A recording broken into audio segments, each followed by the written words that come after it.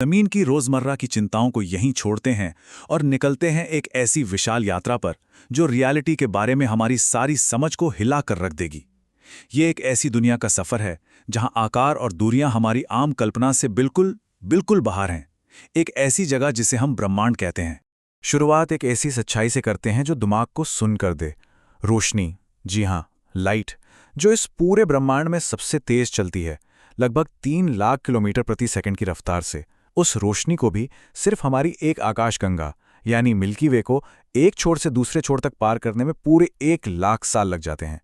ये स्पेस हमारी सोच से कहीं कहीं ज्यादा बड़ा है। चलिए थोड़ा पीछे आते हैं अपने सबसे करीबी पड़ोसी चांद की तरफ।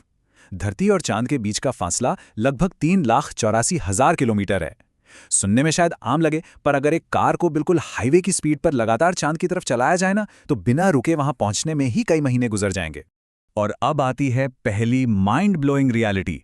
धरती और चांद के बीच जो ये खाली अंतरिक्ष है, ये इतना विशाल है कि अगर हमारे सौरमंडल के बाकी सारे ग्रहों को एक साथ लाइन में खड़ा कर दिया जाए तो वो सब के सब इस अकेले खाली गैप में आराम से फिट हो जाएंगे। सोचिए, पूरा का पूरा सोलर सिस्टम उन दोनों के बीच समा सकता है। पैमाने को और बड़ा करते हैं और सीधे अपने सूरज की तरफ चलते हैं। हम सोचते हैं ग्रह बड़े हैं, राइट? पर हमारे पूरे सौरमंडल का लगभग 99.8% द्रव्यमान यानी मास अकेले इस सूरज के अंदर मौजूद है। बाकी सब कुछ, सारे ग्रह, एस्ट्रॉयड, चांद, सब मिलकर इसका सिर्फ 0.2% हिस्सा बनाते हैं। सूरज आखिर कितना बड़ा है? जरा इस नंबर पर ध्यान दीजिए। 1.3 मिलियन यानी लगभग 13 लाख धरतियां इस एक सूरज के अंदर डाली जा सकती हैं।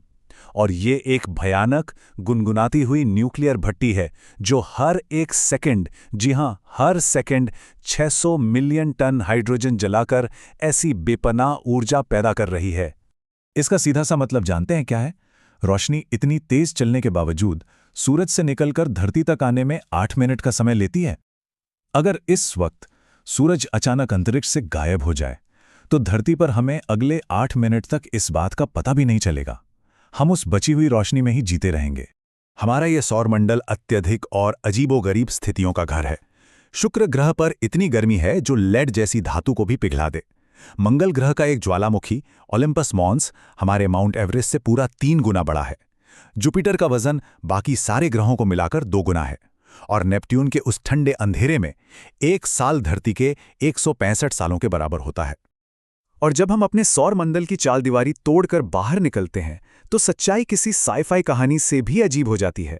जैसे HD 189733b, एक ऐसा ग्रह जहां पिघले हुए कांच की तेज तारछी बारिश होती है, या 55 कैंक्री E, जिसके अंदर हीरे की विशाल परतें दबी हैं। और फिर वो रोग प्लैनेट्स भी हैं जिनका कोई तारा नहीं होता, बस वो बिल्कुल अकेले इस घंघोर अंधेरे अंतरिक्ष में आवारा घूम रहे हैं। अब जरा दिल थाम लीजिए, क्योंकि ये सच्चाई दिमाग की सारी हदें तोड़ देगी। हमारा वो विशाल सूरज दरअसल ब्रह्मांड में वो एक बहुत ही मामूली औसत आकार का तारा है। अगर UI स्कूटी नाम के एक सुपर जायंट तारे को हमारे सौरमंडल के ठीक बीच में रख दिया जाए तो पता है क्या होगा? इसकी आखिरी सतह सीधे जुपिटर तक पहुंच जाएगी। सारे अंदरूनी ग्रह के अंदर समा जाएंगे। लेकिन स्पेस में सिर्फ आकार ही पागल नहीं कर देता, डेंसिटी यानी घनत्व भी दिमाग हिला देने वाला है। न्यूट्रॉन तारे, जो तारों के मरने के बाद बचते हैं, इतने शक्तिशाली और घने होते हैं कि उनके मटेरियल का सिर्फ 1 चम्मच, सिर्फ 1 टीस्पून अरबों टन का होता है। ये ऐसा अंतरिक्ष है जो उन सुपरनोवा से भरा पड़ा है जो फटते वक्त इतने चमकदार होते हैं कि एक पूरी आकाशगंगा की रोशनी को फीका कर देते हैं। अगर हम इस स्केल से और तेजी से पीछे की तरफ जूम आउट करें तो धरती और सौरमंडल छोटे होते होते एक बेहद विशाल आकाशगंगा यानी हमारी मिल्की वे का हिस्सा बन जाते हैं। ये एक ऐसी विशाल और घूमती हुई संरचना है जिसमें 400 अरब 400 बिलियन तक तारे हो सकते हैं, और इसे खुद अपनी एक परिक्रमा पूरी करने में लगभग 225 मिलियन साल लग जाते हैं। इसी आकाशगंगा के ठीक बीचों बीच छिपा है ब्रह्मांड का सबसे गहरा और भयानक रहस्य, black holes. Sagittarius A star जैसे इन सुपर मैसिव ब्लैक होल्स का गुरुत्वाकर्षण इतना ज्यादा शक्तिशाली होता है कि रोशनी भी इनसे बचकर नहीं निकल सकती। और आइंस्टाइन की रिलेटिविटी के मुताबिक इनके पास समय की गति बिल्कुल धीमी हो जाती है। यहां आकर फिजिक्स के सारे नियम ढेर हो जाते हैं। अपनी मिल्की वे से बाहर निकलते ही सामने आती है एंड्रोमेडा, हमारी सबसे करीबी विशाल आकाशगंगा, जो करीब 2.5 मिलियन लाइट ईयर्स दूर है। 1 ट्रिलियन, जी हां, 1 खरब तारों से भरी ये आकाशगंगा अकेले नहीं है। ये सीधे हमारी आकाशगंगा की तरफ लगातार आगे बढ़ रही है, एक ऐसी टक्कर के रास्ते पर जो अरबों साल बाद होनी तय है। ये कॉस्मिक दूरियां समय के मायने बिल्कुल बदल कर रख देती हैं।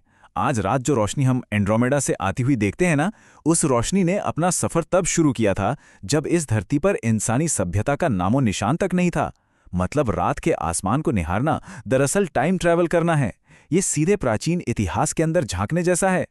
अब इस स्केल को उस लिमिट तक खींचते हैं जहां दिमाग चकरा जाए। आकाशगंगाएं मिलकर सुपर क्लस्टर्स बनाती हैं। लोकल ग्रुप, फिर वर्गो सुपर क्लस्टर और उसके आगे विशाल लैनियाकिया सुपर क्लस्टर, जिसमें 1 लाख से ज्यादा आकाशगंगाएं हैं। जब हम इसे जूम आउट करते हैं तो ये सभी मिलकर एक चमकती हुई जाली जैसा बनाती हैं, जिसे द कॉस्मिक वेब कहा जाता है। हम तेजी से आगे बढ़ते हुए वहां पहुंच गए हैं जो मानव दृष्टि की आखिरी सीमा है, द ऑब्जर्वेबल यूनिवर्स। ये जगह करीब 93 अरब लाइट ईयर्स लंबी और चौड़ी है। इसके अंदर खरबों आकाशगंगाएं तैर रही हैं।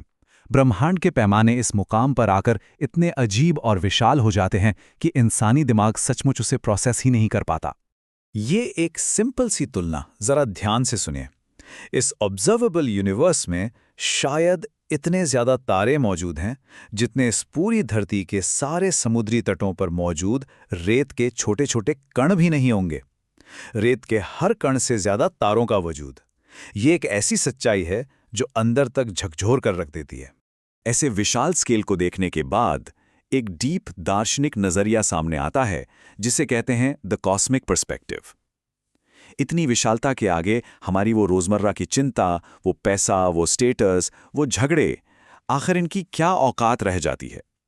ये सारी इंसानी परेशानियां इस अनंत ब्रह्मांड के ठहराव के सामने बिल्कुल छोटी और टेम्पररी नजर आने लगती हैं। हम यहां खड़े होकर अस्तित्व के सबसे बड़े सवालों का सामना करते हैं। आखिर ये ब्रह्मांड क्यों है? ये चेतना या कॉन्शियसनेस क्या है? कितनी आश्चर्यजनक बात है कि इस अनंत अंधेरे में तैरते हुए एक छोटे नाजुक से ग्रह पर कुछ ऐसी इंटेलिजेंस पैदा हुई जो आज अरबों लाइट ईयर्स दूर की आकाशगंगाओं का अध्ययन कर रही है। और अंत में ये सारा सफर एक बहुत ही खूबसूरत और दीप विचार पर आकर ठहरता है। ब्रह्मांड की सबसे हैरातंगेज बात उसका सिर्फ बड़ा आकार नहीं है, बल्कि ये है कि इसने हमारे जैसे चेतन जीवों के जरिए खुद को जानना, खुद को देखना शुरू किया। इस अनंत विशालता में हमारा अस्तित्व किसी चमत्कार से कम नहीं है।